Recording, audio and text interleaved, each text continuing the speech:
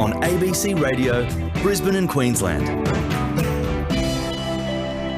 It's coming up to 4 o'clock and I'm wondering if you get a good night's sleep. Well, with Sleep Awareness Week underway, we've crunched the data and found that it might depend on which local government area you live in.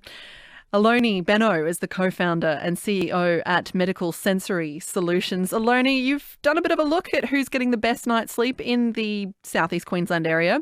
From a local government perspective, who's on top of the leaderboard?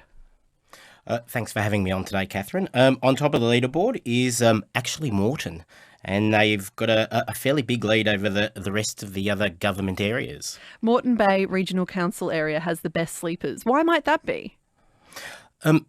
When we, I suppose, crunched the numbers and spoke to the different customers, what we found that Moreton, their routine wasn't the best in the state. By far, they were really focused on routine and when they put the child to bed, what that process leading up to sleep time was, and they continuously just followed through.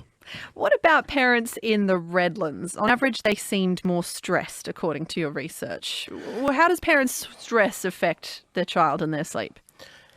Yeah, Redlands actually, their stress levels were particularly high, and this is something that we found there's a really strong correlation between the well-being of the parent and how well the child sleeps. So when a parent's, especially in the formative years, in that first 12 months, the child doesn't really have a great level of communication, and how they connect with the parent is through their sense of feeling. So when the parent's stressed, the child feeds off that stress, and you'll actually see a deterioration in their sleep. And we found that in Redland, the stress levels were by far higher than the rest of the state. Ipswich scored well in the self-care, low anxiety areas. What are the elements that contribute to this score, just really quickly?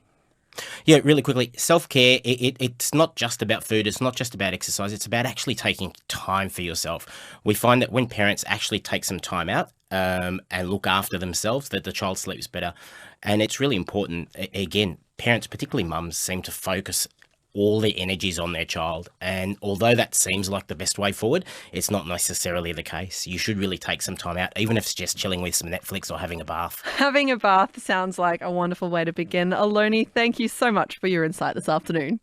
Absolute pleasure. Thanks, Catherine. Aloni Beanu is the co-founder and CEO at Medical Sensory Solutions, and it is Sleep Awareness Week, so I hope you get a good one this evening.